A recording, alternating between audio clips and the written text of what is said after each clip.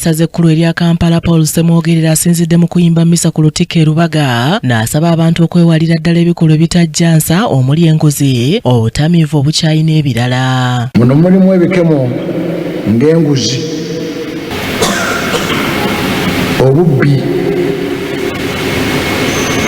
okwekomya ensimbi ezandiyambye abantu abalala naddala abaavu. Endala bazituweereza okuva ebweru zijune abaavu, abagagga ne bazeekomya. Obugwenyufu, okusosola mu mawanga, obukyayi, omululu n'omulugube,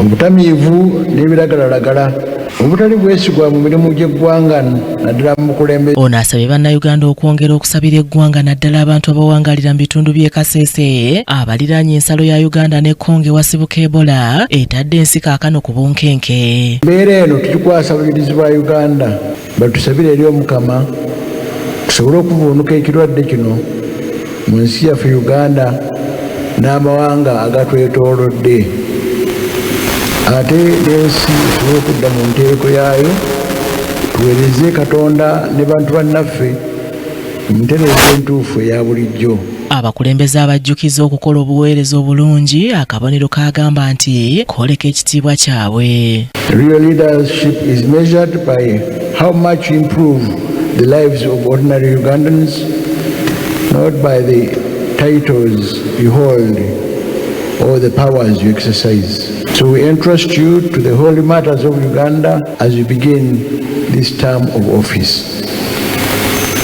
Or should I say, this term of service. Kirera tusabire nnyo amaka gaffe, abazadde tuteekwa amaka gaffe gateekwa okufuuka ebifo ebyokwegayirira, okusonyiwagana, okutendekebwa mu mpisa ennungi. Ssebugenyi Joseph yakusakidde eggulire lino ku Racket TV Amalindiri. Ebyo nga tubita